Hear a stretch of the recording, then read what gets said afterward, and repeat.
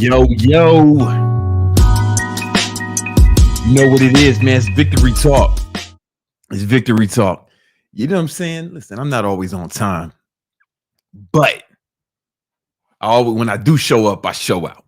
All right. So we got an amazing podcast for you today, man. We're gonna be talking about some real get money habits, improve your life, step your game up, your money muscle mindset. Let's start the show.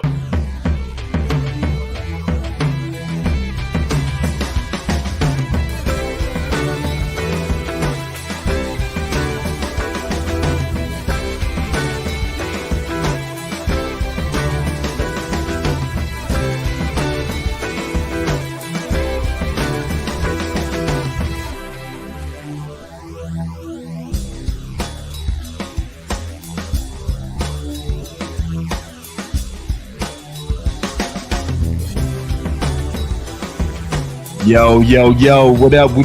Welcome to another episode of that Victory Talk. The only podcast that helps you build your money muscle mindset and starts 10 to 15 minutes late every time. Yo, I'm sorry, man. In case you ain't noticed, man, I'm wearing sleeves today because it has been unseasonably cold in Miami. It was like 64 degrees. I'm walking around the crib with a fucking winter coat on. I done got soft. I'm from Chicago, man. In Chicago, I used to walk to school when I was a young boy, a young man. It would be so windy. We would jump straight up in the air, straight up, and then the wind would like move us like a foot. Like it was like a fun thing we used to do. Poverty. Well, listen, man. We got a lot of stuff that we want to cover today. All right, we got a lot of stuff we want to cover today. I had to wear a sweater because it's so cold, but I'm still flexing on you. You know what I'm saying? It's cashmere. Cashmere. You know what I'm saying? But first, we got to have a quick word from our sponsors. The first sponsor we have is Big Money Methods. This is a newsletter that me and the homies put together to show you exactly, give you tips every week. Right? You're going to get 2 emails a week, and it's free. And there's going to be just articles about how you can improve your money muscle mindset. So it's kind of like the companion to the Victory Talk podcast, right? It's a companion, right? You definitely want to subscribe to that. There's a lot of subscribers now, and we appreciate you all. And we've been hitting you with like some real good advice, man. Type in the chat. Just type 1 in the chat if you're a subscriber to Big Money Methods. And if you're not, go ahead and subscribe now and then come back here and put 1 in the chat. You know what I'm saying? So we know what's up. All right. Then we also we're sponsored by Thot Repellent. Thot Repellent is the easy to apply spray that'll keep the hoes away. Bitches will fuck your whole shit up, man. They will fuck your whole shit up. Listen, those of y'all know, man, if you know me for any amount of time, man,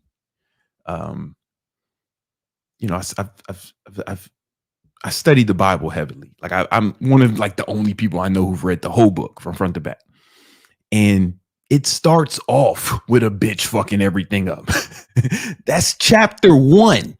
That's how the scene was set. Shit was perfect. Bitch started talking to a snake. Next thing you know, she all in Adam's ear. He was the first simp. He eating apple. Now we all got to wear clothes and go to work. Right? Shit was perfect before that. You know what I'm saying? Now the big homie, Moses, that brother was a prophet. He was trying to teach y'all a lesson. Bitches to fuck your whole shit up, right? So we want to keep them away. Only the Thots, not the classy women, the good women. They can, once you spray Thot repellent, it won't repel them. Only repels the Thots, the bitches that'll fuck your whole shit up. All right, and people think this is a joke. This is really coming to market. They think it's a joke, but they don't believe it. It's not. This is really coming to market. And I promise you'll be able to spray it.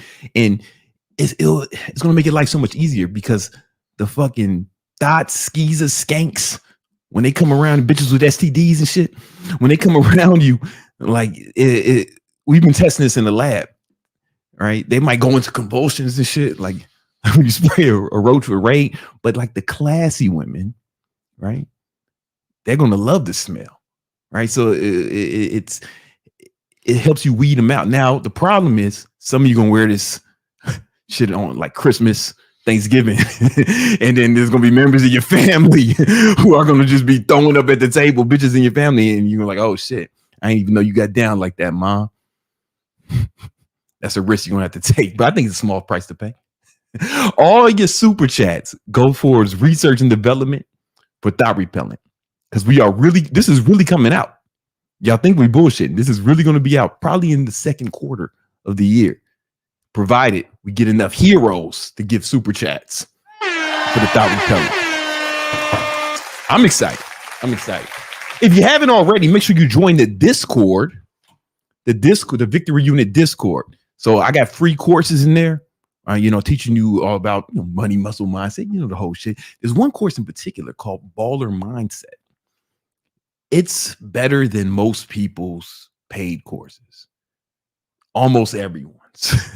Like me and Nemo spent a lot of time putting that together. I was planning it for months. It's like well produced. It's a fucking awesome program. And it's free. You can get that from the Victory Unit. It's free. It'll teach you everything you need to know to go from, even if you were a broke ass scrub sitting in the passenger side of your best friend's ride.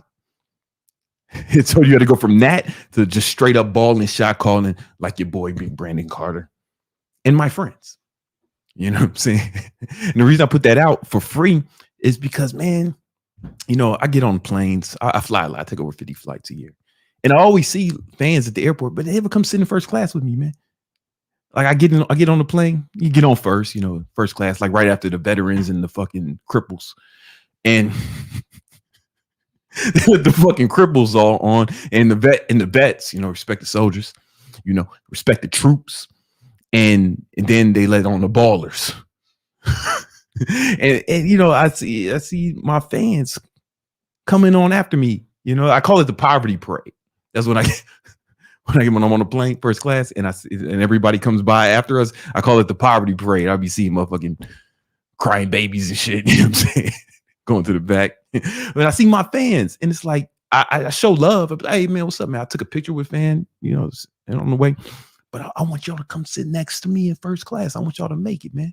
I want y'all to be there with me, man. Fuck. You know what I'm saying? It's kind of like if I was back when I was a fitness influencer, and every once in a while somebody would be all fat and be like, man, I've been watching your videos. I was like, don't blame that shit on me. Do not blame this shit on me. Stop telling people you watching my videos, fat boy. I am not responsible for this mess.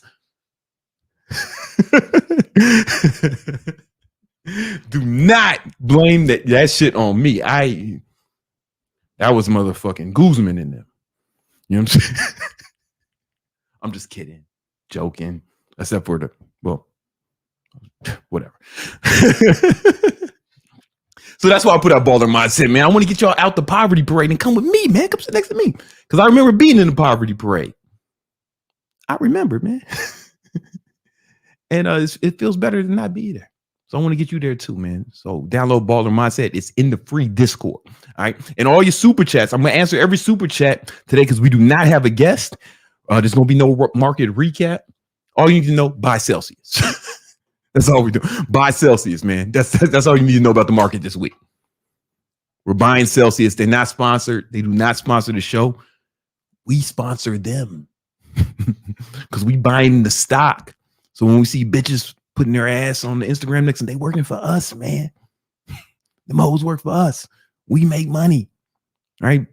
I might have bought too much Celsius. I'm gonna be honest with you. Stock. I might have bought too much, but if it keeps going up, man, it was a perfect move. So together, excuse me. Together we got to work to pump. Yeah, we got to pump up the stock. We got to pump it up the stock. That's all we need to know for the market recap this week. All right, I want to talk about balling. And I want to start this. Do I want to start this off with business shit or mindset shit? Should we let them vote? Yeah. All right. Type 1 in the chat if you want some straight business shit first. Type 2 if you want some mindset shit first. You're going to be able to fucking make money and become better off both of them. But we're going to let the chat decide. Let's go. Okay, we're getting ones. I forget which number I said for which. I forgot what one meant. What are they saying, man? Are we going to get a copyright strike for Jeopardy? we're getting lots of ones. I think ones was business shit first, right? Yep. Two was mindset. Okay. So they want the business shit, huh? Let me see. Say it again. But you're getting lots of ones. All right, we're not going to need a copyright strike for Jeopardy, are we?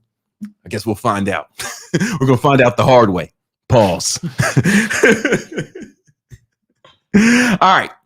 So we're going to talk about some business shit, business lessons in this episode, in this segment we like to call Real Talk.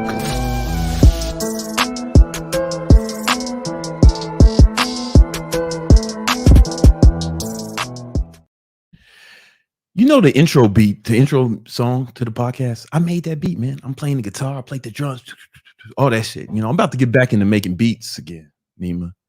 Yeah, I don't know if you saw when you came through, you saw there was a keyboard there, man. I bought a new MIDI keyboard. I saw that actually. I'm about to start making, I don't know, I got the fucking, I just feel like I need to start. I feel like the streets need me. The streets need me to come back with that heart, with that gangster motivational shit, man. We're going to get some new soundtracks for the videos. Some new soundtracks for the videos, man. You know what it is. All right. Okay. In this video, I want to teach you the most important business lesson you may ever learn, right? And, oh, what the fuck just happened?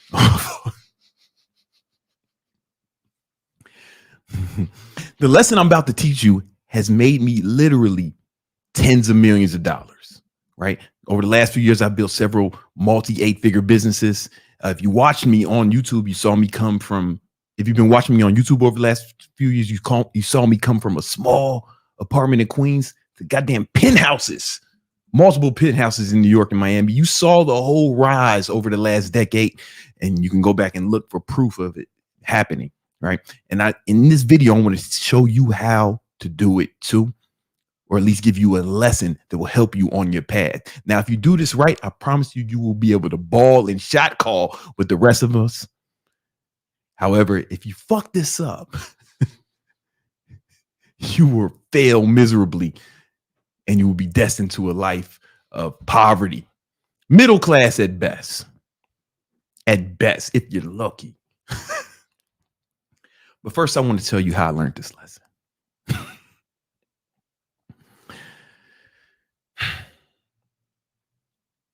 The year was 2015, maybe it was 2016.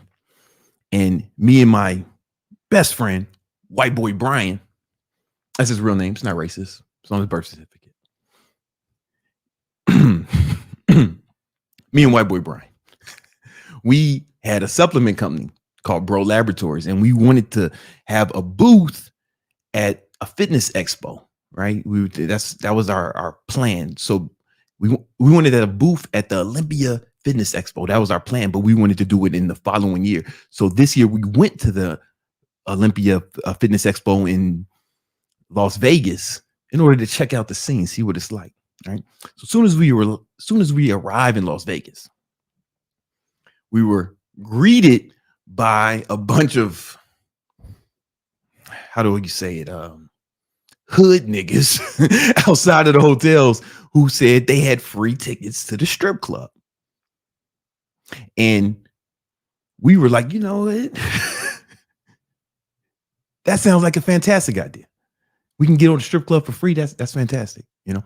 And the guy called over a cab. The cab took us to the strip club for free, right? And then we got in the strip club. We paid small fee to enter, right? And as soon as we enter, we get greeted.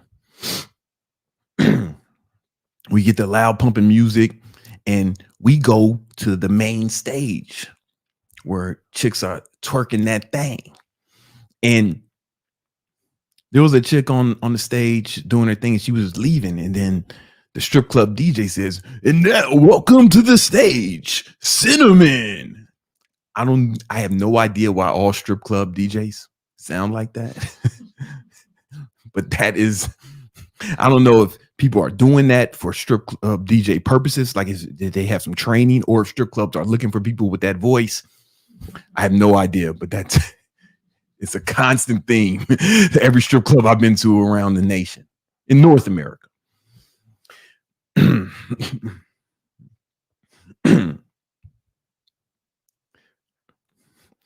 Cinnamon comes to the stage, and immediately white boy Brian is captivated. He can't believe it. This girl was seemed to be his perfect type, you know. And you know, she had cinnamon colored hair. Presumably that's why her parents named her Cinnamon.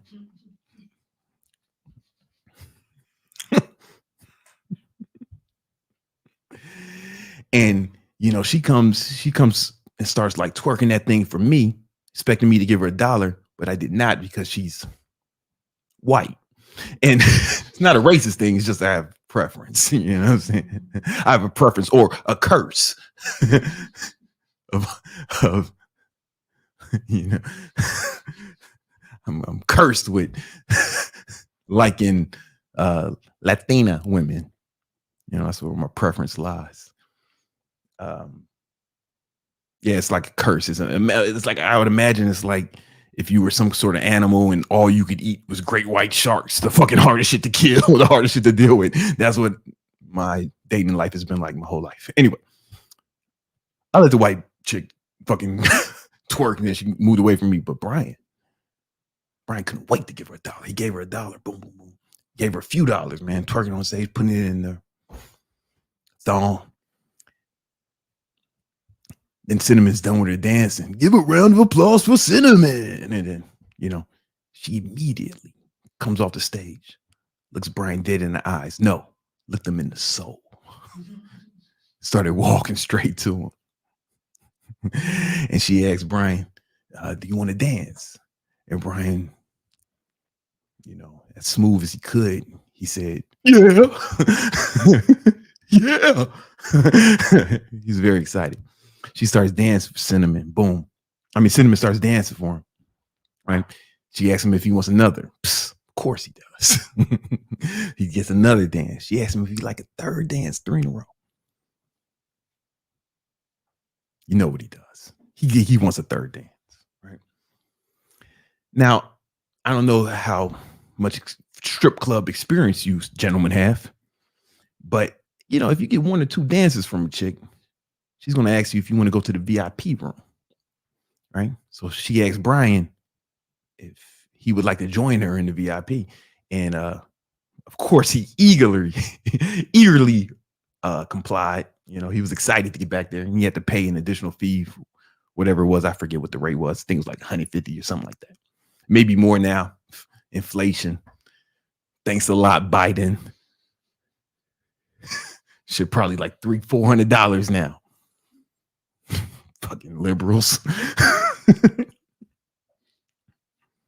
He's in there twerking, doing all types of shit, right? Now, I used to drink back then. So somehow all I remember is I ended up in the fucking VIP room with some other chick. Some black or Spanish chick. That's kind of my type. Can't tell if she's black or Latino, Latina, somewhere in the middle, like me. Somewhere in the gradient, maybe a combination of both. That's my style. So I know with her. And by the time I leave the VIP, I hit Brian up. I text him. I'm like, yo, man, we got to get up early, man. Where you at? Let's bounce. Brian says, yo, I already left. I'm with Cinnamon in the cab. I promise you, there's a business lesson here. I'm with Cinnamon in the cab. Now, at that very moment, even though she wasn't my type, I felt a strange mixture of pride and jealousy. Like I was proud of him, but I was like, fuck, how'd he do that? This motherfucker's the man. So I started heading back to the hotel alone. No stripper with me this time. And my game wasn't as tight as it is now. But anyway, our rooms were adjacent to each other, right? So I get out the elevator, and I start walking towards the room, and I know Brian's is right next to mine. And I see Brian open the door. He's wearing pants and no shirt. And then Cinnamon walks out. And I'm thinking, yo, man, it's been like fucking, I'm thinking it's only been like 10 minutes, man. This motherfucker was excited. he needs to learn some breathing exercises so he can control that, man. It should last longer than that. And and then she leaves down the hallway, right? And I'm like, yo, Brian, what happened, man? You smashed? He was like, nah, man. She wanted $500. Now, of course, I'm thinking, shit, I got $500. I almost flagged her down. You know what I'm saying? But I ain't want that to fuck up our friendship. And I didn't want to break the law. And anyway. Now, okay. I think that was a deal. I'm pretty sure that was it. She did give him a deal. You know what I'm saying? But anyway, what's the lesson here? Well, in business, there's something called a profit ladder. Oh, a profit ladder, right? And it looks, this will be a visual representation of that. Right. So with the profit ladder, let me draw this better. What the fuck? Let me start over. Profit ladder. Just bear with me, guys. It's cold in Miami.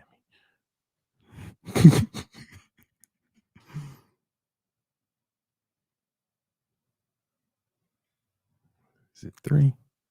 Yeah. All right. So a lot of times the businesses, they'll have, they'll have some stuff that's like free, right? To get people in the door. Then they'll have something cheap. Then they'll have something, mid-tier. Then they have their most expensive stuff at the top of the profit ladder, right? How does this relate to the story? Well, this chick didn't start off offering sex for money to Brian. She worked him up the profit ladder. So you got to remember, we got to the club for free with the cab. In fact, they paid. The actual club paid that cab driver to get us there, because when we got out, they exchanged something, right? And he got compensated for bringing traffic to the club. Remember that, right? So you might pay for the free shit, to give your customer free shit. And then we paid small interest free, but we can ignore that because sometimes small interest free. But also, let's look at it from the girl's perspective. We got there for free, right?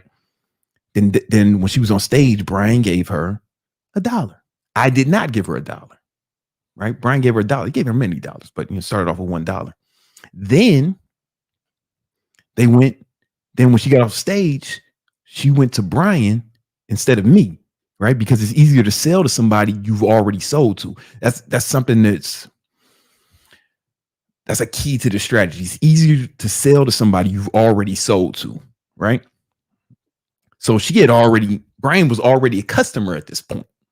You know what I'm saying? He was already a customer. He already exchanged currency for services, dollar per twerk or whatever.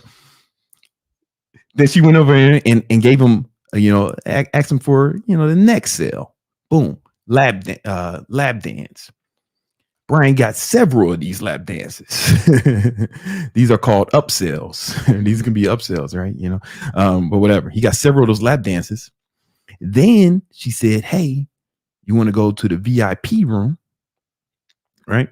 Boom. That was VIP room. Then she offered him her profit maximizer, her most expensive thing, vagina. You can say vagina on YouTube, right? I think so. You know what I'm saying? It's biology.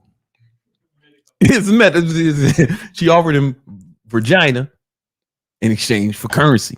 Right, but she didn't start off there.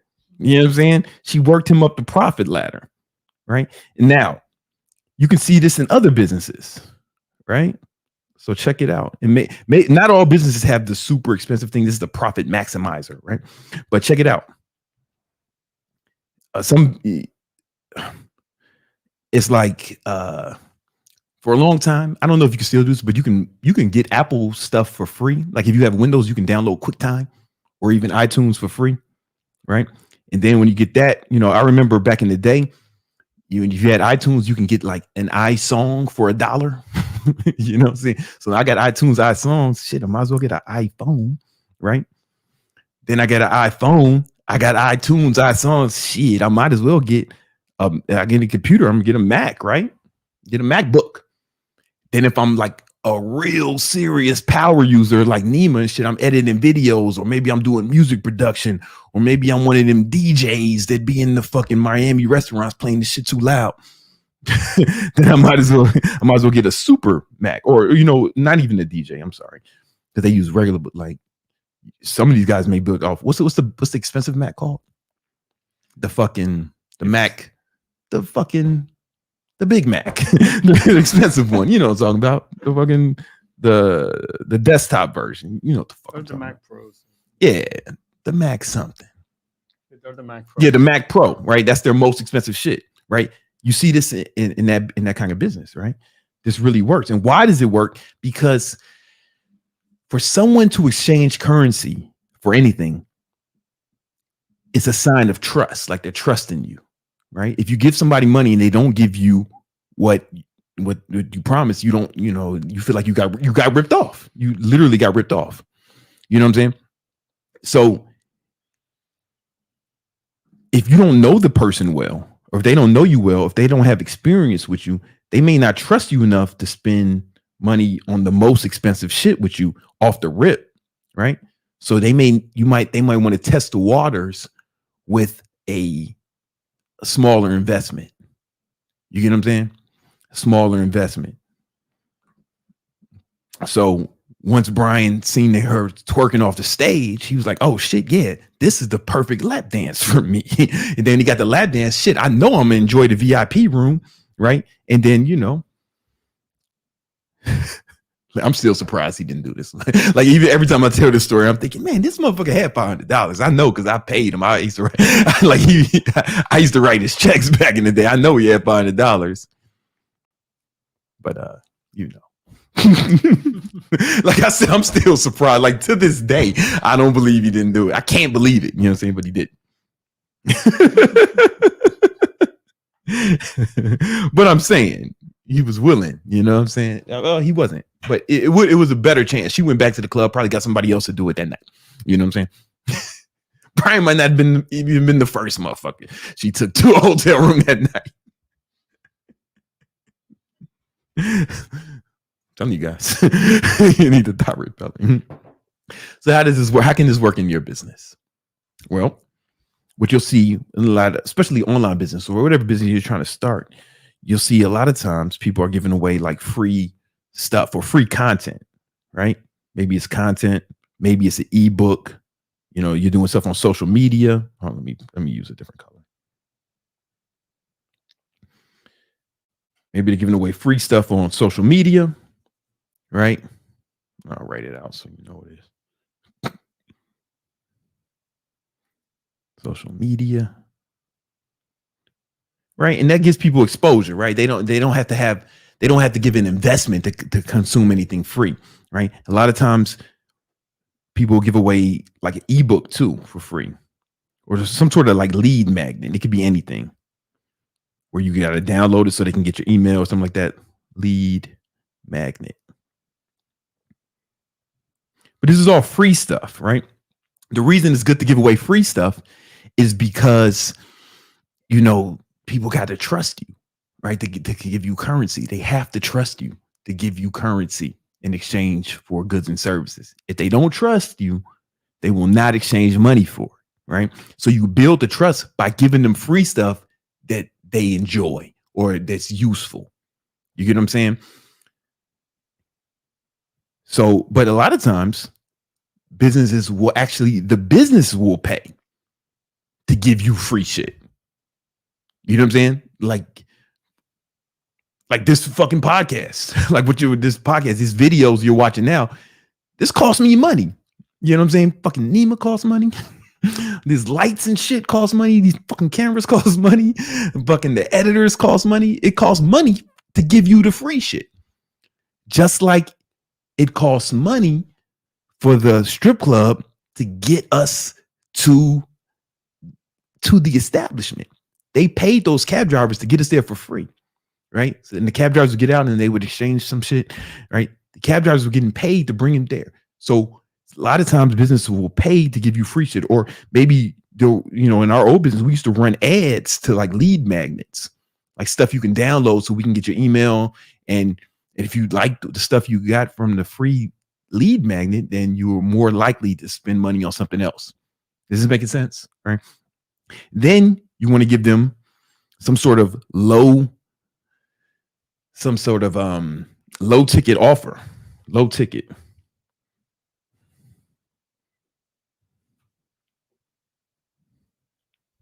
Low ticket offer, right?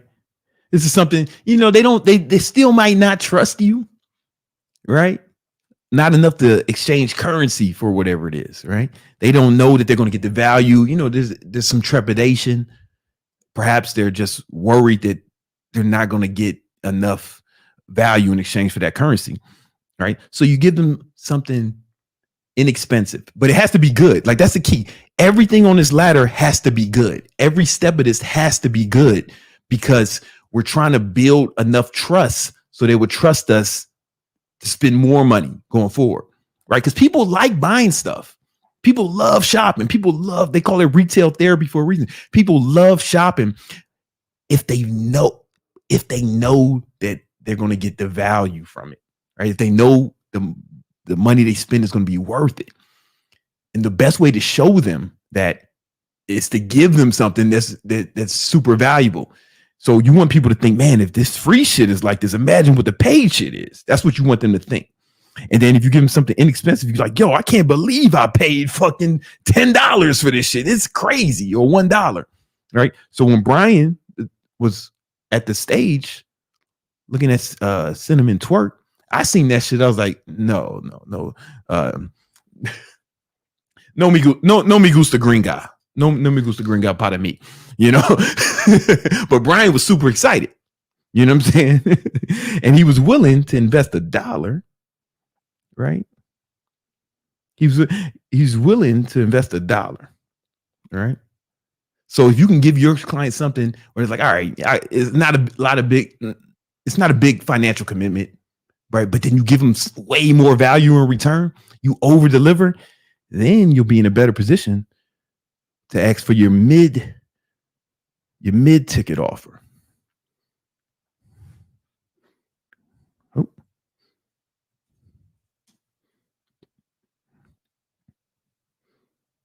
And this was in Cinnamon's case, this was the lap dance. Now, mind you, so the more expensive the thing is, the more trust you have to have. It's easier to sell to somebody you already sold to. So at this point, this is the crucial point. This is when Brian became a customer. It's easier to sell to someone you've already sold to. You know what I'm saying? It's easier to sell to someone you already sold to. So this is why a lot of times some companies will have products that are called loss leaders. Think of Gillette, right? When they sell you the actual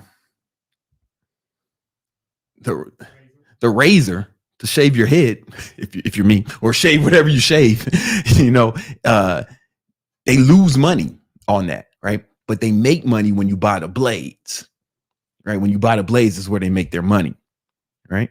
Or I remember Dollar Shave Club. It was a fucking dollar to get, the shave shit, right?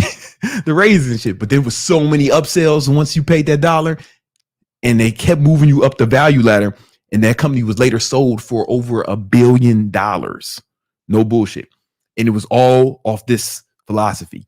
They got you in with $1. They started Dollar Shave Club started here, right? So you can start here too if you got bread like that. You know what I'm saying? Anyway, but the crucial point is to get a customer. So this sale right here, the low ticket offer is not to make money. It's to get a customer. So Dollar Shave Club, yeah, you paid $1, you get the shave shit. They lost money off that sale, but they had confidence in their ability. They had confidence in their ability to move you up the value ladder, if that makes sense, right? Because once you're a customer, then you're more likely to buy the next shit, right? It's easier to sell to somebody you've already sold to if they like what they bought, right? If they like what you bought. You know what I'm saying? Remember that it's easier to, if at this point, when they bought the first thing, if they really enjoyed it, it's going to be easier to sell to them again. That's a crucial point, right? It's easier to sell to someone you already sold to, the same way it's easier to have sex with somebody you already had sex with, right? Imagine every time you had sex, you had to have sex with a new person. Every time. That'd be difficult. That'd be an arduous task, right? It's way easier if you got a girlfriend or a wife. You can have sex with that person every day. Easy. You just say the word. Hey, what you doing? You know what I'm saying? Same concept. Same concept. All right. So once that, now, if they really like this, not everybody's going to have money for this, right? Or this. Not everybody's going to have that kind of bread. So maybe this is where they stay, right? But there's a certain amount of people who will move from here to the next thing, right? People with enough bread, enough disposable income, right? So it's almost like a filter. You're filtering it down, but you can't start. It's very rare you can just start here and get, with the high ticket. Unless you find a different way to build. Now, you can do it if you have the right business model.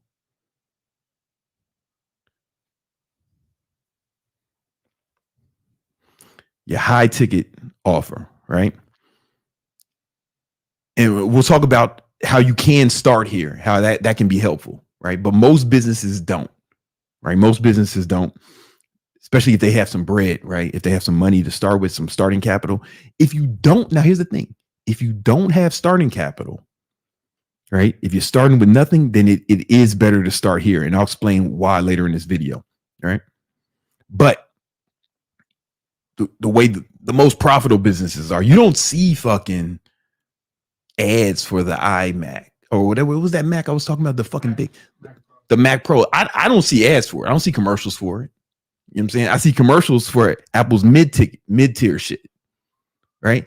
I've never seen a commercial for the Pro, because that shit is fucking expensive, right? But they're gonna move somebody who bought that. It's like fucking it starts at $7,000. Somebody who bought that computer, they probably already have a bunch of Mac shit. They're so in the ecosystem that it's the next logical step for them. You get what I'm saying? The same way most times, I've been to, it's just a little different now, but I've been to strip clubs where chicks will just come up to you. Do you want a private dance? But I'd imagine they'd have more success if they went down the value ladder. You know what I'm saying? Them bitches is just desperate, man. They trying anything. You know what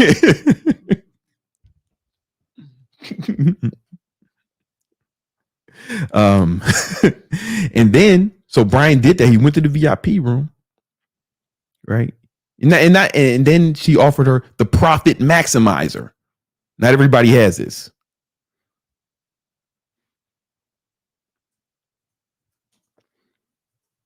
Not every business even has this. So this would be like the souped up version of an iMac, right? You can get an iMac that costs like 20 grand if you like totally max it out. You know what I'm saying? But there's never commercials for this type of shit, these profit maximizer shit. The same way that chick wasn't just going up to people offering sex for money, right? She worked them up the value ladder. You know what I'm saying? I'm still surprised he didn't do it, man. And I know he didn't because I was there, right? But like, it still blows my mind. To this day, it's just fucking with me. Like, why didn't he do it? Why didn't he do it? It's right there. It's right there. I'm not saying he should like start having sex with prostitutes. I'm just saying, if you're in the room with a chick and at the last minute she says 500, and I know I don't know. Anyway, I digress.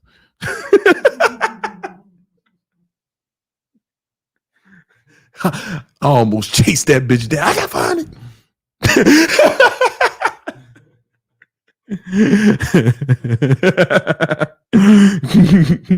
Anyway. Not every business has this, but if they do have it, you best believe they're only offering it to their best customers. You know what I'm saying? And, again, not everybody can even afford that. So it doesn't even make sense to market that because it's probably not a large enough segment of the population that can even afford like your profit maximizer, right? If you have it, you know what I'm saying? For example, I remember the homie Tai Lopez, man, this motherfucker, dude, he had every step of this ladder. Hold on. I'm just making an adjustment because I fucked up. Ty had every you could pay at one point. Ty had $1 million offer. I don't remember what it was, but it was $1 million offer. And I think, and record serves me, somebody bought it. You know what I'm saying? It was $1 million offer. I don't even think it was intended to be bought. I think it was just like a price anchor. I don't want to get into the psychology of that, but somebody ended up buying it, if memory serves me. Anyway, this makes a lot of sense for businesses, right? Because even if the person that can buy here or here, they have to know you, like you, and they got to trust, they got to believe that you will provide enough value for that money, right? The more money you charge, the more trust there needs to be within the consumer. And the best way to build that trust is to give them something valuable, right? So you start free and then you move up the ladder, right? Now, there is a world where you skip these middle steps and you go straight from here to here, right? You skip these middle steps. And this is if you're like a one-man operation and you have a product or service that doesn't cost a lot to deliver, right? But is it like a service-based business where it doesn't have a lot of overhead? And if you don't have enough money to do all this other shit, because, for example, in my high ticket trainer program where I teach trainers how to start their online fitness business, we don't teach them to go up the value ladder, even though this works. And this is a proven method that works. We teach them to start here. Well, really start with social media and go straight to this sale, because with high ticket trainer, we're not trying to build like a multi-million-dollar business. This is like the multi-million-dollar business protocol, right? What we doing is the goal is for them to get to $10,000 a month, right? So if your goal is to get to 10K a month in the fitness industry, like, because think about it. Oh shit, I'm tripping. Dyslexia, right? If your goal is to get to $10,000 a month in the fitness industry, well, what does your profit ladder look like? What would it look like normally? All right, so social media, you don't make no money off this shit, right? Boom, so zero, right? Unless you have, 1 million YouTube subscribers like me and shit, right? But like, who has that? It's like almost nobody, right? And you can't teach that, you know what I'm saying? You can't teach being charismatic and handsome. No, I'm just playing. It's really not that impressive because it took me 10 years to get 1 million subscribers. So it's really not that impressive. Right? But then your low ticket offers would be something like an ebook. That's like the low ticket fitness offer. Right. And the average ebook costs $10. Right. Right. Well, how many ebooks do you have to sell at $10 to make $10,000? Right?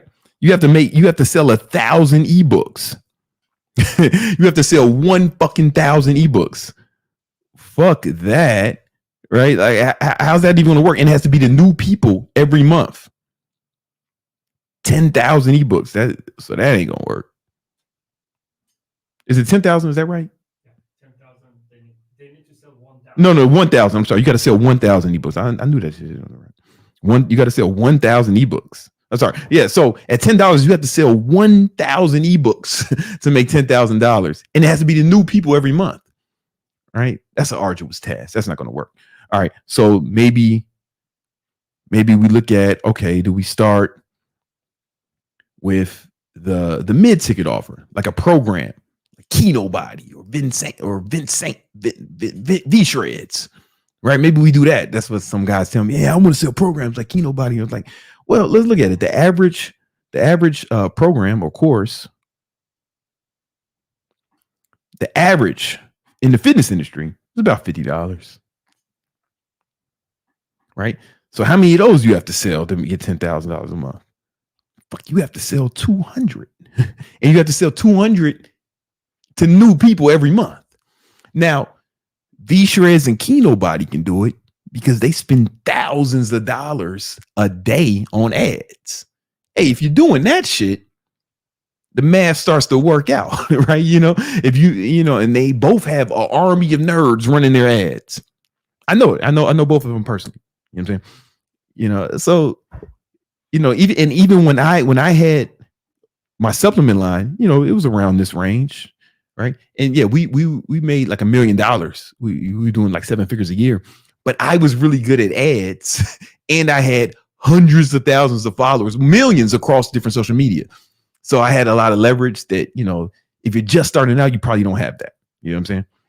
You probably don't have that kind of infrastructure, right? So, because this profit ladder style, as you can see, to do it this traditional way, you need money. You need money. Now, let's say you start with the high ticket shit. So I tell my students, and listen, all you need to get 100,000, let's say all you need is 25 clients paying you $80 a week. Right. And that's a steal for online training. That's a steal because in the gym, the Equinox, the gym I used to go to in New York, in Manhattan, it was like $250 per session. Right. Crunch, it was like $100 per session. Right. And you probably have to see your trainer 2-3 times a week. Right. So at Crunch, that's going to cost you $300 a week. At fucking,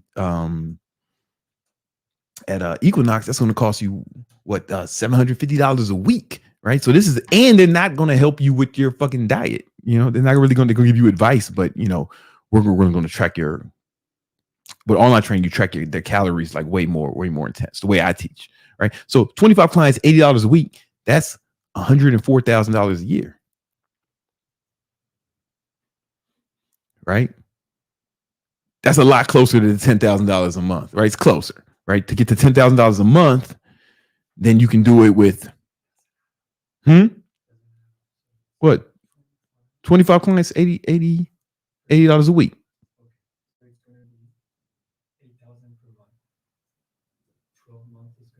Nah, but you got to remember this. It's a week. There's more. There's 50. You got to do about 52. You know what I'm saying? No, do it regular. Just check my math. You know what I'm saying? 80 times 5 times 80 times 25 times 52. Yeah, because here's the thing: some weeks have 5 months, some months have 5 weeks. That's why we charge per week. This gets you a lot closer to that $10,000 a month. You know what I'm saying? But let's say, or you can charge. Sorry. Fuck. Or you can do it. You can charge monthly, right? So monthly, you charge $300 a month, which is still a deal. Still a deal, right? And you need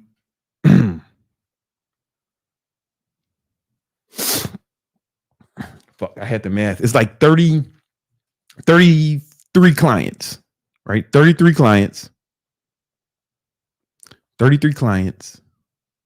at $300 a month.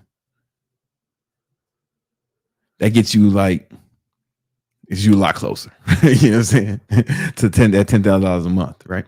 So, but the beauty of it, online training, is this right here is recurring. So with all the other models, you have to get new people every month. This, you can just get the 33 clients, boom. And they won't all stay with you for the year, but as long as you maintain an average of 33 clients, that's a lot easier than fucking 200 programs to new people every month or 1,000 ebooks every month to new people. So once my students they start making some bread and they start having some disposable income, then we move down the profit ladder, and the goals of each one of these steps becomes to get people up, right? So then we have them create the mid-ticket offer, then we have them create the low-ticket offer, right? But the whole goal is to get them to ascend up the profit ladder, right? That's when it makes sense. But the key is to understand the profit ladder, how it works, and the math behind it. And it works if you're a small brand. The reason this works with the trust, the reason you can get the high ticket clients is because it's actually you talking to the person, right? A big brand, people kind of know, I'll never talk to the person, but if they can talk, but when you build trust by talking to people in social media, right?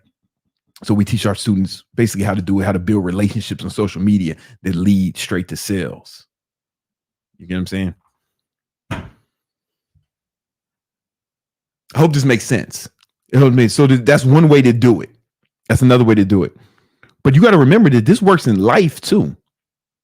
Just outside of life, almost every woman I know wants to get married.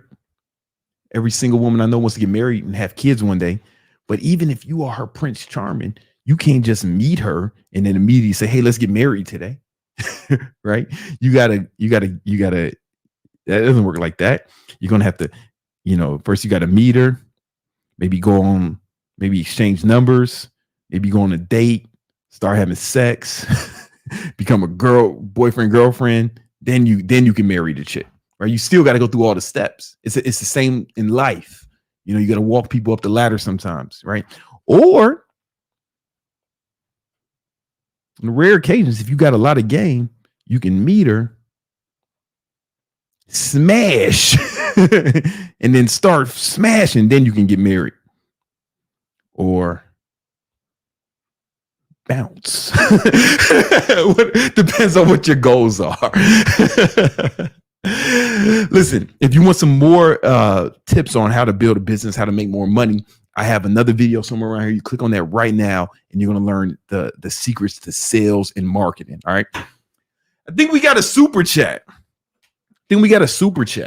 Yes. We only got one. Listen, guys, I'm only answering super chats. And all super chats go towards research and development for Thot repellent. You know what I'm saying? But we'll take some time to answer them now. Okay. James Carbon says, hi, Brandon Carter. Last year, I took your advice and made the hate list. Lost 100 pounds and hit my goals, but I still hate everyone. Nice. Friends and family included. First of all, let's give this brother a round of applause. That's cool, man. Listen.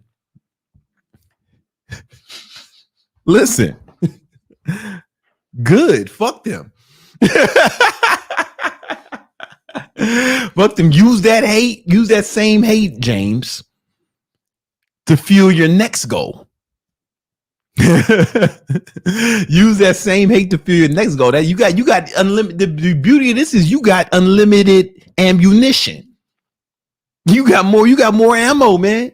That's more potential energy that you can harness and deploy against your goals. That's what's up. Let's give James a round of applause, man. I love that. He lost 100 pounds. My man lost 100 pounds. The list of hate is a beautiful thing, man. It's like I start my day off looking at the list of hate. I have a video on it. Brandon, question. So what's up? I know, you've been talking about the list of hate, like, since the beginning of time when I since the day one. Exactly. I was born with a list. I've been always curious, how big is the list? It grows every day. It seems like it grows every day. It grows with success, right? Like, yeah, it grows, man, because people start fucking hating. The more success you get, the more haters come. You know what I'm saying? And what the beauty of it is, it makes you invincible, right? Because now I don't look at hate as a bad thing. I look at, I needed that. You know what I'm saying? I needed that. That's gonna give me more fuel, right? And because it makes you invincible, because now you're transmuting the power. It's like fucking life judo. Like, these people think they're hurting you with the hate, with the shit talking, making fucking videos about you and shit. They think they're hurting you, but you're taking their energy and you're transmuting that and using it for fuel to fuel your success.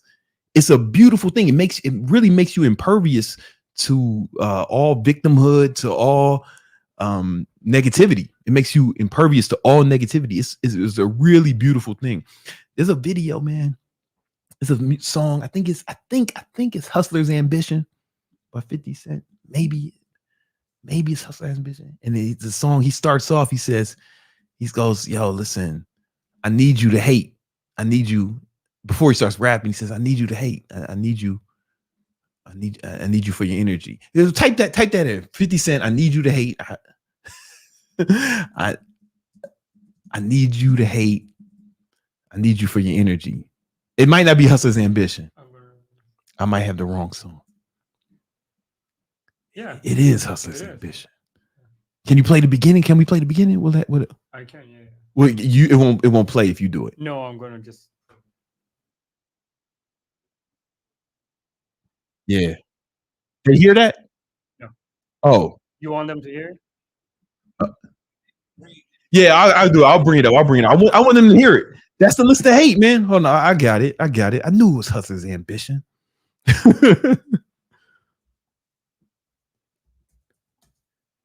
You ask me anything about 2000s, 90s, Queens hip hop. Ask me any questions, I'll tell you all about it. 50 goes, man. Like the fire needs the air. I need you to hate. Yeah. So I can use it for your energy. I need you to hate so I can use you for your energy. 50 knew what he was talking about, man. This is 11 years ago 50 was saying this shit. It still rings true to this day. Motherfucking Oprah. I heard her once quote, I heard Oprah quote Frank Sinatra. And Frank Sinatra said, what did Frank Sinatra say? He said, what Frank Sinatra said most of the time was, Sammy Davis Jr. is the only nigger I'm letting in here. But he also said, the best revenge is massive success. And I heard Oprah quote that. You know what I'm saying? And it's beautiful. It's a beautiful thing, man. You know what? I'm gonna give you another. What's the nigga's name? Tony Quest Bar, motherfucker. Tommy Quest Bar, man. Okay. Billy Huey. This motherfucker has a quote. He's talking about if I can find this video, man. It was a short I saw. How I search shorts? So Is you there- search and on the top? Or it says, oh, it says shorts.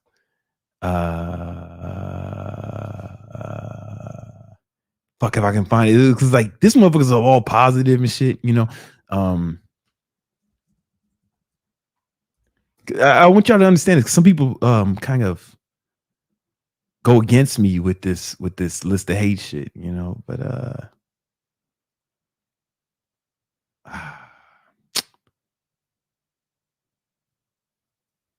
I wish I could find it. I don't know if I can find it. I'll find it one day. It was a quote. What did he say? It wasn't hate. He said, I'm sorry. I feel like I'm wasting podcast time. But like, I kind of want to find this shit for you. You want me to read another super? Yeah, let's read the next super chat. Whatever. Tommy Quest Bar said this shit too. Okay, BC saying, BBC, my ex saw me at Hooters and started to make a scene, yelling at me, spitting at me and shit. Yeah. And I thought what BBC would do, and I did the thing I thought was best. I left the place quickly. Smart man. If there's an altercation, like, okay, listen, there are some women who will provoke physical altercations because they know that you are going to be penalized for it, no matter what they did. You know what I'm saying? Like, I've been hit by girls, and you had to flee the scene. Of course, because you cannot hit a woman ever. Chris Brown taught us that. Chris Brown taught us that, man. You know, he gave his career for our sins, man. He taught us that we can't never do that. There's no version of reality where you can hit a woman and not be penalized for it indefinitely, right? So I've been hit by women, and you got to flee the scene. You got to flee the scene. So this chick was assaulting you and attacking you. You left. That was a smart move, man. That's a smart move. If the shit gets physical, there's no way you win. You lose every time, unless that bitch got a fucking firearm. You know, pointed at you. You have to leave. You have to leave every time, and that's why you need thought repellent, brother. Had you had thought repellent, it would have had a force field around you. She wouldn't have been able to penetrate. However, that's basically like you walk into Hooters wearing this shit. You know, that's basically it's like a weapon of mass destruction, man. It's like a fucking massacre. But yeah, thought repellent would have kept you safe. She wouldn't have been able to get grounded. That's why all your super chats go towards research and development for thought repellent. This is coming to market, man. It's not a joke. It's not a joke. Listen, I'm not wearing a jersey. You know why? You know why I'm not wearing a jersey? Because I'm not playing games. That's true. It's not a fucking game. That's why. You know what I mean? It's a keyboard, not a joystick. You know why? Because it's not a fucking game. All right. We got another one. Money Moves is saying, BBC, is 30K on rent too much if someone's making like $7,500 a month after taxes? I'm debating if I should move into a nicer apartment or thug it out until I save more. What would you do, G? You the goat. It depends on what your other expenses are, right? You know, I think you should be living off half your expenses. I'm sorry. I think your expenses should be half your income. I'm not telling you to pitch pennies and cut coupons, right? I'm telling you to make more money. So if that's going to push you to make sure that all your expenses are that you make enough money that all your expenses cover half your income, then you're in a good spot. You know what I'm saying? Then you're in a good spot. You know, sometimes this is weird advice to give, especially to you broke motherfuckers, but Money Moves, I think he's a G, so I'll give it to you. Sometimes you got to put yourself in uncomfortable situations to force yourself to move forward, right? Sometimes you can get a little too comfortable and you want to force yourself to stretch beyond your comfort zone and beyond your limitations. You know what I'm saying? In fact, that's what we're going to talk about in the next video. In the next segment, little something we like to call habits of a winner.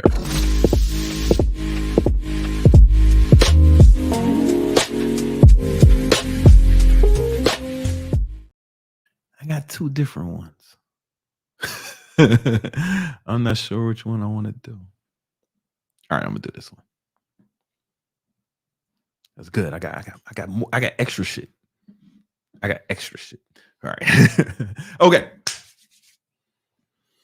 In this video, I want to show you how to unleash your potential, how to accomplish way more than you ever have in your life. I want this next 90 days. I want you to accomplish more in the next 90 days than you have in the last few years combined. And I'm going to show you how in this video, right?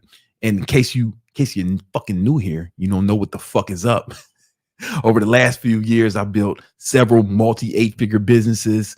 I look like the goddamn Oscar statue, even at 40 years old.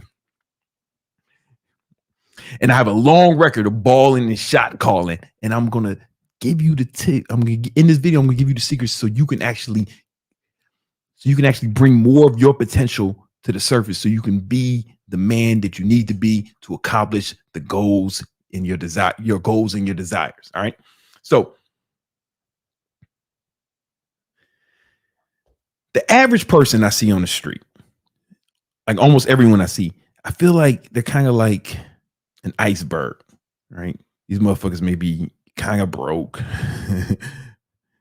kind of overweight, and that's the average person, right? The average American statistically is 17 pounds overweight and has less than $1,000 in the bank account. Fat losers, right? So even when I see one of these fat losers, I know that deep inside they have so much potential if they can just bring it to the surface, but they're not doing it. And I'm going to show you how you can do it. I'm going to show you how you can bring that potential to the surface, right? So there's 3 parts to this. All right. The first thing we have to have, it sounds pretty basic, right? But first thing, you got to have like really clear goals. And when I say goals, I don't mean fucking wishes or dreams. I mean like serious goals. And when a goal is serious when you have a detailed, and your goal is serious when it's clear, like so clear that you can explain it to a 5-year-old, right? For example, some people say, man, I want to make more money.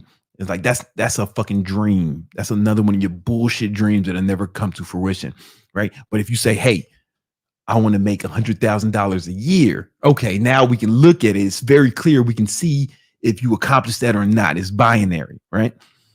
It's got to be clear, and it has to have a deadline on it, right? It has to be super clear that a child can understand it, and it has to have a deadline, right? So it has to be a real clear goal.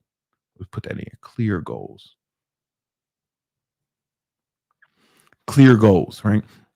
And then but there's 2 parts of everything we're going to talk about here.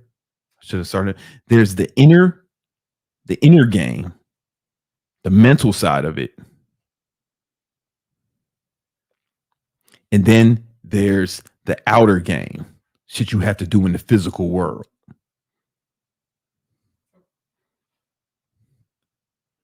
Oh, it's 1 T? Is that right? I'd have never guessed that. Like, I'd have never guessed that, man. English is weird, man. Outer game, things you have to do in the physical world, right?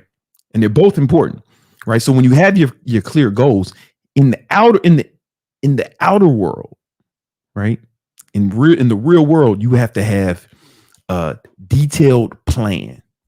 You have to have a detailed plan.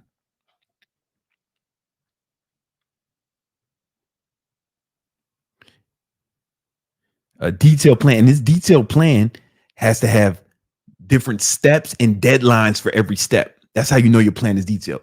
You map out every step of your plan, and then you have a deadline for every step. And if you want to take it to the next level, you're really serious. You want to put every step in your calendar, right? Not when it's going to be accomplished, but when you're going to do the things in the step, right? So you're going to have 2 things. Your plan is going to have one-time task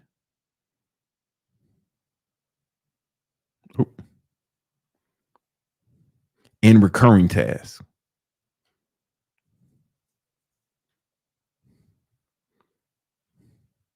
Oh, sorry about that. I have dyslexia. Like I really do have it, like diagnosed. So if you make fun of me, God's gonna punish you for that shit, man. God don't like ugly, man.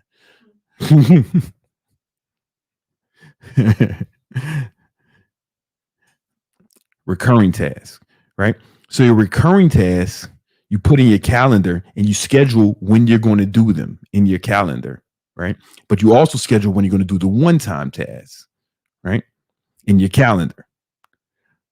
But with the cool thing about Google Calendar is you can make, the task recurring. So I have videos about this. I don't have time to get into it now, but I have videos where I break this down specifically, right? So a one-time task, especially let's say you have a fitness goal, one-time task will be get gym membership, right? Recurring task will be go to the gym. Then you put in your calendar when you're going to do it. See, that's the problem if it's not a detailed plan, it's just a fucking dumbass dream that'll never be accomplished, right? But once it's in your calendar, then it's real. Now you have a fucking plan and you put your whole life in there. You can actually start to accomplish things, man. Start to make some goals, right?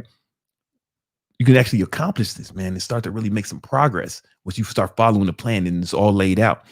But there's also the inner game, right? I do. Then there's the inner game. Now you have to believe. You have to believe that it's possible. Belief is super important. It's super important, man. So, there's this book. I read this whole book when I was 16, man. You might have heard of it. It's called The Bible. And there's this one part. Everybody heard about Jesus walking on water, right? He's out here walking on water, strutting, chilling like it's nothing. And then the homies, the disciples, they seen Jesus walking on water. They're like, yo, Jesus, that's you on the water. I'm paraphrasing. Like, yo, Jesus, that's you on the water. Get the what? And that's what Peter said, right? The homie Peter. And Jesus was like, bruh, this is light work. Yo, you can do this shit too, man. Come through. Pull up. And Peter was like, yo, you say I can do it? Yeah, man. Jesus like, man, come on, man. Just bring your scary ass on. Let's go, man. Let's do this shit. And nobody talks about this.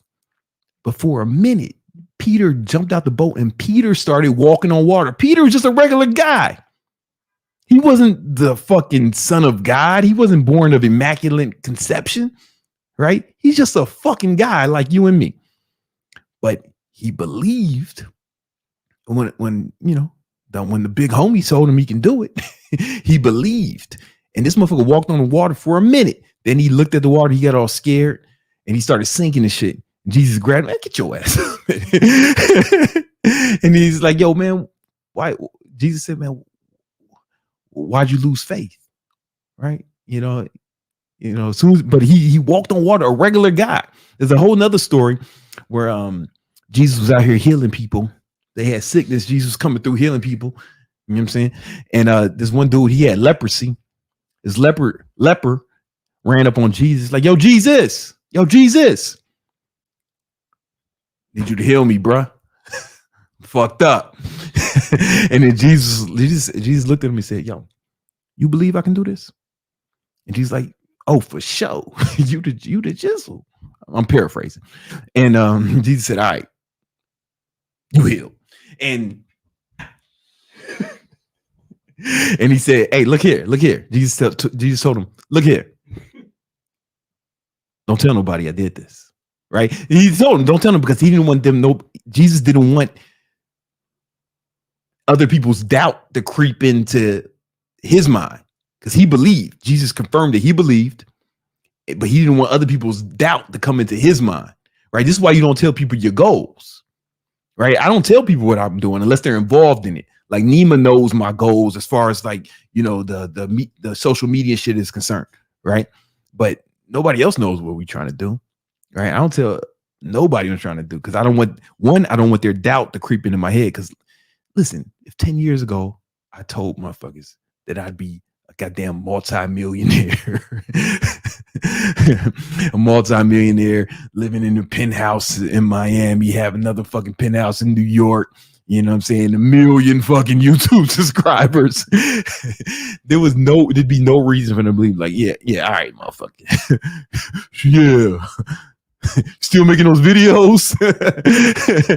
There would be no benefit of me telling motherfuckers this shit. You know what I'm saying? And I remember I read in Malcolm X's book, he said, never tell people your goals. Because if you fail, nobody knows. And then if you accomplish it, right, it looks cooler. Like you just did the shit, you know? But anyway, Jesus told that motherfucker not to tell nobody. He was like, cool. Then the disciples, he was like, yo, Jesus, that shit was cold as hell, man. Can we do some of that? He was like, psst. Oh, for sure. Y'all should go out and start healing people, man. It's nothing, man. Do this shit all day. This is what we do. We the disciples, right? And then they went out trying to heal people. Peter, Paul, all the homies. They went out trying to heal people. They came back and it was like, yo, Jesus. Fam, we couldn't heal nobody. The fuck? And Jesus said, and he says, because you don't believe. You don't have enough faith. If you had the faith of a mustard seed, you'd be able to move mountains. You know what I'm saying? Like you got to believe it's possible. Otherwise, you might not even try. Right? So in order to increase belief, one thing you have to do is like really program your mind for success, right? You need to only be thinking about ways to ball, ways to success, and you need to be around people who are doing it. Because once you're around people who are doing it, you'll start to believe too. Right? Kind of like when Peter saw fucking Jesus walking on water, he's like, oh shit. And Peter, a regular fucking guy, walked on water for a second. You know what I'm saying? Till he got all scared. Soft. Got scared like a little punk. You know what I'm saying? But like once you get around people who are doing it, you start to believe. I remember when I first met Elliot Holst, it was right after he got 1 million subscribers on YouTube. And I had a small YouTube channel at the time. But it was like, oh shit, man, it's possible. It's possible. Like I can do this shit. You know what I'm saying? When I was around them. So you got to get around people. You got to get proximity to increase belief. You need to find examples of people who are doing or have done shit that you want to do. Right? Because if they can do it, you can do it, man. I'm telling you, if they can do it, you can do it. Right? However, there's more to it. They probably had a fucking real plan too, right? I'm not telling you that you're going to be magic just because you believe, right? But if you believe, then you'll execute the plan. Because if you don't believe, you might not even try. Like if I didn't see Elliot Holst get 1 million subscribers, I might not have tried. The same way if Paul didn't see Jesus walking on water like a pimp, he wouldn't even tried. You know what I'm saying? He ain't see Jesus walk it like he talk it. You know what I'm saying? Then you ain't see Jesus walk it out. Then you gotta take action. You gotta take action. You know what I'm saying? Now, here's the thing about action. In the outer world, I kind of touched on this before, but you gotta put it in your calendar. You gotta plan it. You gotta plan your whole life in your calendar. Like everything has to be done in your calendar because there's only so many hours each day. Every day I wake up at 4:30 and I'm like, oh fuck, man. I only got like fucking 18 hours where I gotta go back to sleep. I gotta squeeze as much fucking juice out of today as possible, right? So you gotta plan everything in your calendar. So I plan my fucking meal, shower. Like I'm really living like in a real regimented in my calendar. I showed it to you before, but it probably bears repeating. Let me bring up my Google Calendar.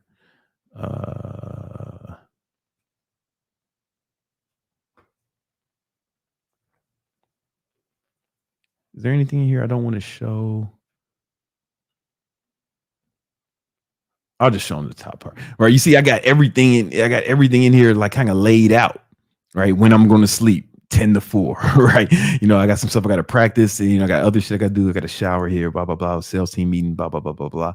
You know, then I got I got everything. And there's not very much white space in here.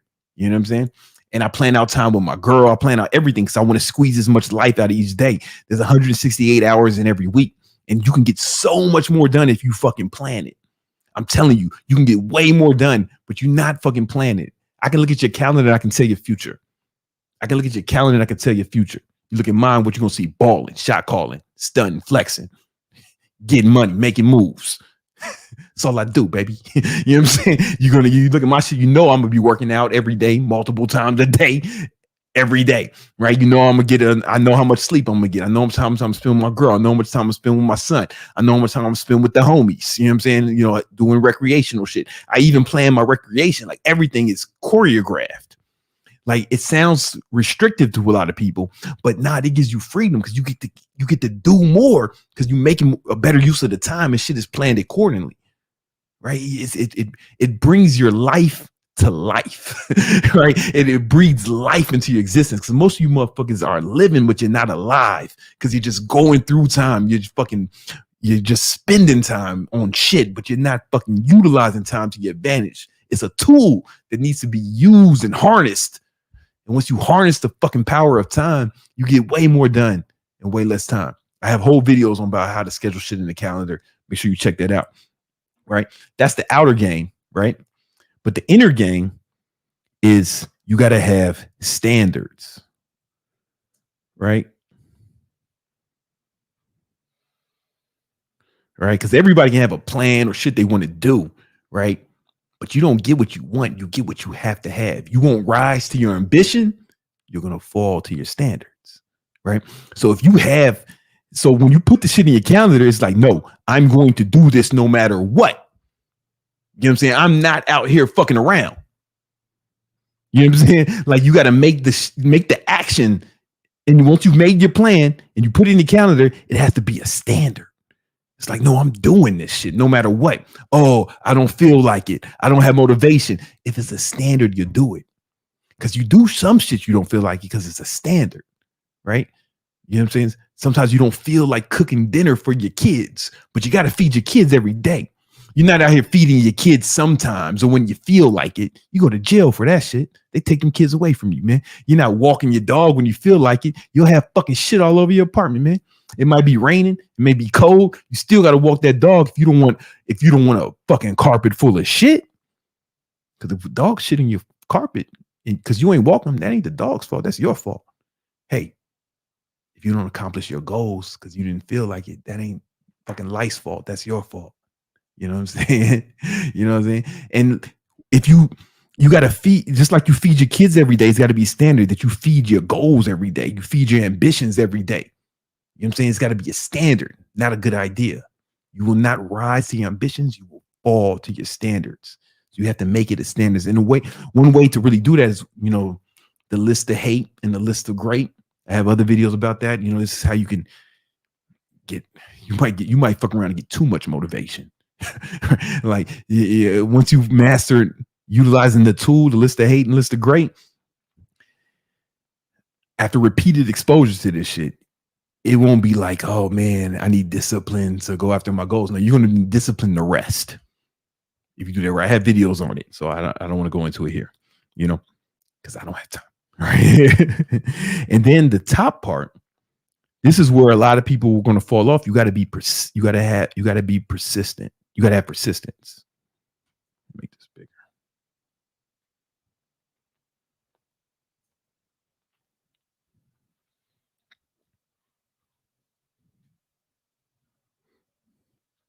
Right now, in the outer world, what does that look like? I don't just mean, hey, just don't give up. Yeah, I mean that, right? But what does that mean in a like a real world scenario? That means you have to see what's working and what's not and make adjustments.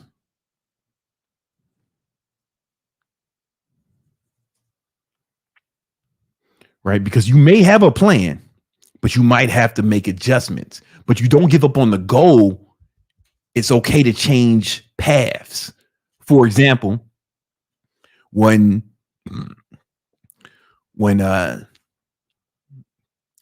Eisenhower and the homies, Eisenhower and Churchill and them, they had to fight Hitler. They probably had a backup plan if D-Day didn't work. But I promise you the plan wasn't, hey, maybe we can just live with the Nazis. I ain't like Jews anyway. I don't think that was the plan. The plan, they were going to find another way to accomplish the goal, right? So we were going to have to fucking kill Hitler no matter what. That motherfucker was awful. Listen, I don't care what kind of backlash I may get from this next statement. I don't care if you try to cancel me or not, but I don't fuck with Hitler. Yeah, I said it. I think Hitler was a bad person. Fuck him. And I feel like Eisenhower, Churchill and them, they felt the same way. And they weren't going to give up no matter what. They was bombing London. British motherfuckers let fucking Hitler bomb them, man. Fucking soft. Every time a British motherfucker say some shit, I'm like, man, you motherfuckers let Hitler bomb you. Man, I don't want to hear that shit. You know what I'm saying? USA. Back-to-back World War champs, motherfucker. Anyway, the plan was never to give up. Motherfuckers would have fought to the death, right? Because you can't fucking live with Hitler. there was no version of reality where motherfuckers was going to give up on that war, right? But they would try different shit all the time, different paths. Same thing with you and your goals. Some motherfuckers would try one thing and fucking quit. It's like, no, man, you got to see what's working, and you might have to try a different path, but it's the same goal. It's just the goal needs to remain the same. You know what I'm saying? But you can take different paths. There's multiple ways to skin a cat. You know what I'm saying? You know, but to do that in the inner game, you got to be relentless. I didn't mean to sound like Batman just now. I just came out. You got to be relentless. I have that word tattooed on my arm. You know what I'm saying? Relentless. You know, it was like my son, he once he learned to read, you know, he was like really young. I think he's like 3 years old, right? And he said, relentless. I'm like, yeah. He said, what does that mean? And I said, it means you don't give up no matter what. You never quit no matter what. And he said, am I relentless? I was like, yeah, you should be. Yeah, you're relentless, man. You come from a long line of relentless men and women. Our ancestors were once slaves, and they refused to be held in bondage. And even in the face of death, they escaped from the shackles of slavery and migrated to freedom in Chicago, where I'm from. That's why I like Chicago dudes. A lot of Chicago dudes, a lot of us sound like slaves. Because we're descendants of runaway slaves. Probably why we're so rebellious. Anyway. And you know, we refuse no matter what. You know what I'm saying? You come from a long line of those of us who are relentless, man. You know, and that's how you got to be with your goals. You got to attack it. It's not like you're going to try to accomplish your goal. No, you're going to accomplish your goal or die trying. That's a whole different mindset, right? I'm going to do this or die trying, right? Now, once you do that, if that's the way you're going after your goals, you can't have a whole bunch of goals. You're going to have to really focus, narrow your focus on things you want to accomplish, you know? And because you can't have that kind of ferocity on like 20 different things. That's a surefire way to failure. Like people who have like 20 different fucking businesses they're trying to start, they're not like really that ambitious. They're hedging their bets. You know, they don't really believe any of them will work. So they're trying a bunch of fucking other shit. You know what I'm saying? If they really believed that the one would work, they would focus on that. You know, they wouldn't need it, right?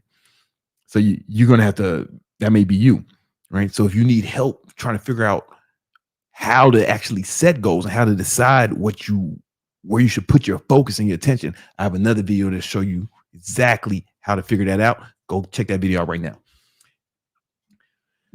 Then we got some super chats. Yes, we do. Hey, that was a good one.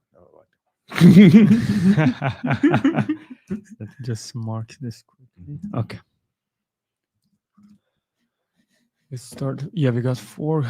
I'm going to start with this one. All right. Let me just put there we go. Uh-huh. Okay. Joshua is saying, I own 2 booths in a mall and I'm making 6 figures at 18 years old. My parents really want me to go to school and they would pay for it. Should I go? Or... You know, I can't tell you what to do. Like, so here's my thing on school. If you already got shit figured out and you already know what you want to do, You might not need it. However, I don't think there's a version of reality where more education is will put you in a worse position. And also, school was awesome. Me personally, if I was 18, if I woke up today and I was 18, I'd go to college. I had an amazing time, right? It's never going to be, I had an amazing time. I learned a lot, but I went to a good school. So like all these internet guys who are telling you not to go to school and shit, one, they say it's a ripoff, but if your parents are going to pay for it, who gives a fuck, right? And also, if you're not going to be in no debt, then, all right. And if you're going to go to a good school, like I went to Howard University, and it was just a tremendous experience. Like just both for my like mental growth as a man, like I was 17 when I graduated from high school. So I wasn't ready to like grow up and be a man, being in the world, but you're doing better than most adults right now too. So you got to take that into account. You already got shit popping. You know what I'm saying? So in that case, then you might have to think about it. But for everyone else, if you ain't got shit popping and you have the opportunity to go to school, I would do it, man. It was fucking awesome for me. Every guy was telling you not to go to school, almost all of them, they seem to have courses for sale. Have you noticed that? Have you noticed that? Like 100% of them. And I'm not casting aspersions on people who sell courses. I've sold courses and people have benefited from them, right? But I never told nobody not to go to college. Just look at the statistics on people who go to. Just look at the statistics, like the real math on fucking college graduates versus non-college graduates. See who makes more money and who has better outcomes statistically. What else we got? We got Rage says, "Hey BBC, I work night shift and also have second job. My sleep schedule is a bit off. I'm 26, making $50K a year. What would you recommend so I can make money? I work 12 to 14 hours, 5 days a week." All right. I like that you already got a job. 12 to 14 hours, 5 days a week. We'll say it's an average of 13. What's 13 times 5?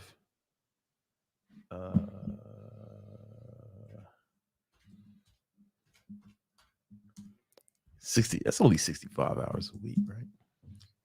65 hours a week. I mean, that's cool. You know what I'm saying? It's kind of rookie numbers, man. You need to be working on them weekends too.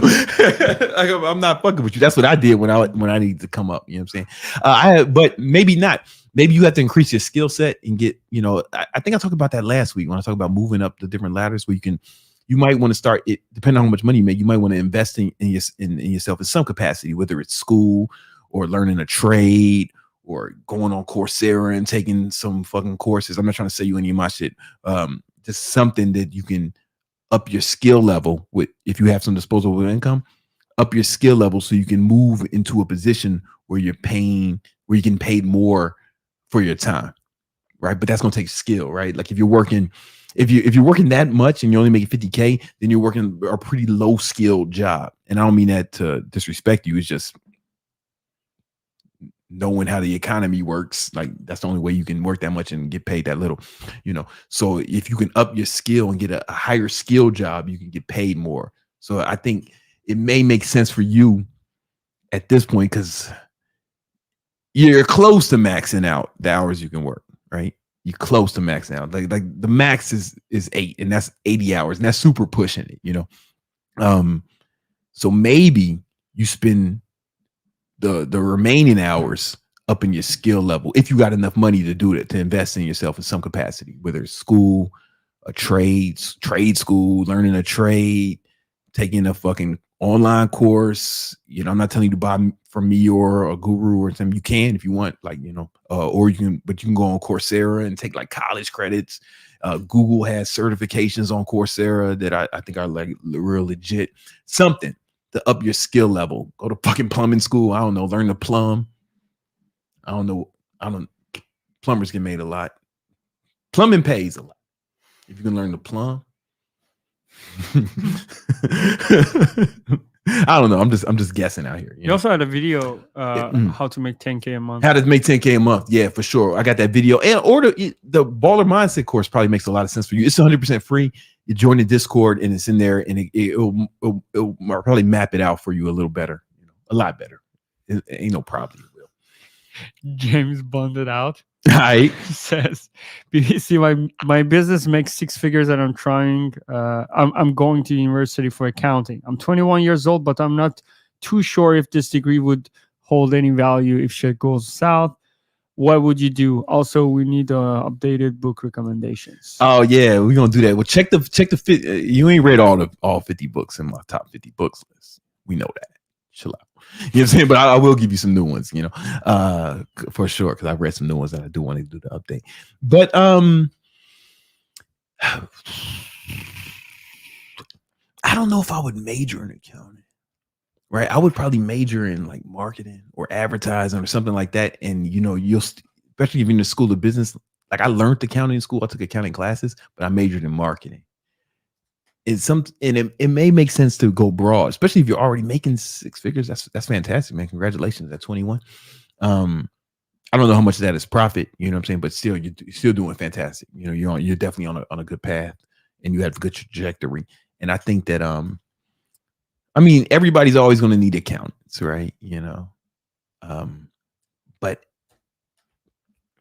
I don't know if you have to major in. I'd rather you see you major in something like economics, something a little broader, where you'll still get economic, where you still get accounting, unless you want to be an accountant or start an accounting business or something. Then it makes sense to focus. But you just really need to learn the basics, and you'll get that with any business degree. You're going to learn accounting. Or I'd rather you. You seem like a smart kid, man. If I could do it again, I don't know. I really like marketing, but majoring in economics, because that's like when you understand like the broad economics, then you have a better picture of like how financial markets work and how to use them to your advantage. You know what I'm saying? So I if I were you, I'd do something a little broader than that, where you'll still learn accounting for sure. Okay, we got 808 Don says, I'm glad some of these motherfuckers are going to school, man. Like not every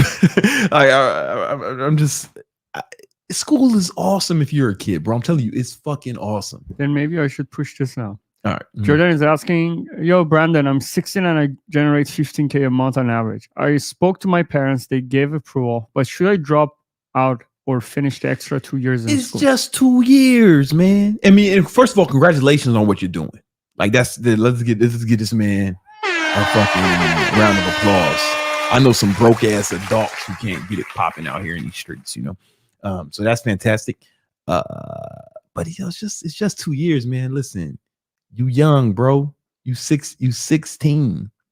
You 16, man. Like I know it's 2 years seems like a long time for you because you've only been alive for 16 years, which means you probably only remember 11 of the years you've been alive, right? So 2 years is a significant amount of the life you live that you remember, right? So it seems like it's a longer time to you, man. But man, go ahead and graduate from school, bro, man. Like for real, it's high school is fucking easy, bro. It's way easier than making 15K a month. You know what I'm saying? So my boy Splash Man, the homie Splash Man, I met him when he was 16. I started mentoring him, and he started an econ business. He was doing like 10K a month while he was in school. And he graduated from college. He graduated from high school. Now he has $1 million, a 7-figure email marketing business that he runs now. It's cool, man. Get your high school degree, man. I'm telling you, just get your high school degree. It's dope. Okay. 808 Donna is asking, yo, should I start a box truck business? I drive local and have CDLA, but semis are expensive. I'm trying to bus up out here. Please help. Is it dumb not using CDL? Listen, I don't know enough about what you're talking about. Like I'm not going to pretend that I know about fucking box trucking. I don't want to bullshit you, brother. However, I think the baller mindset course is going to be good for you because it's like applicable to. It's broad enough where it's applicable to anything. You can see how it relates to you. I would need to know more about. I don't know enough about that market to give you any like specific advice on that. I apologize, brother. I wish I could. I just don't want to bullshit the man. You know what I'm saying? No. If I don't know, I don't know. It's okay to say you don't know. You don't have to have an opinion on everything. Nomi Homie is asking, do you ever think about competition? I try to stay in a state of abundance, but that puts me in a state of scarcity. You know what, man? If you want, man, put your competition on the list of hate. Don't think about it scarcity. Think about, listen. You need a good enemy, right? Without Joker, Batman's just a weirdo. A fucking freak. What's wrong with this motherfucker? Was he riding around fucking this motherfucker doing, man? There was no fucking bad guys. He was just riding around. He wouldn't be a hero. He'd be a fucking weirdo, right? You need an enemy to get your shit popping, man. You know what I'm saying? Sometimes you need a hold on, man. Sometimes you need that. You know, you use it as fuel, right? And you got to know that if you don't grind, man, they're gonna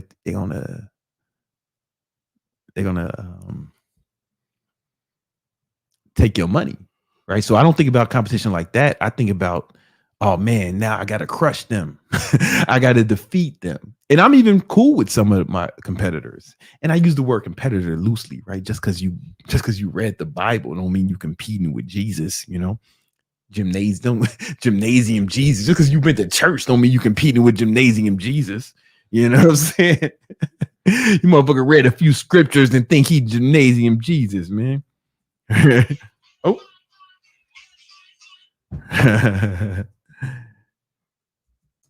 All right, what else we got? That was it on the super chat. Okay, yeah, man. So like, without Superman, without Joker, without an enemy, Batman's just a weirdo. Speaking of which, man, I want to leave y'all with this, man. I saw this shit. This nigga wrote some raps. This motherfucker wrote raps like Batman and Superman, but this shit is hard.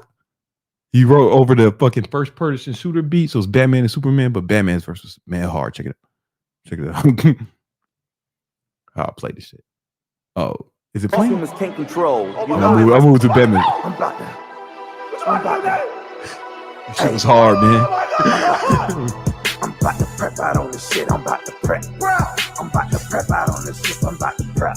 This is hard, man. You need to focus this nigga. Investigate a crime scene. I got my scanner in detective mode to find things. Oh, look, a threat from someone's clothing in this lime green. I hop back in the Batmobile and hit the high beam. I know the corporate close. I'm finna check the side street.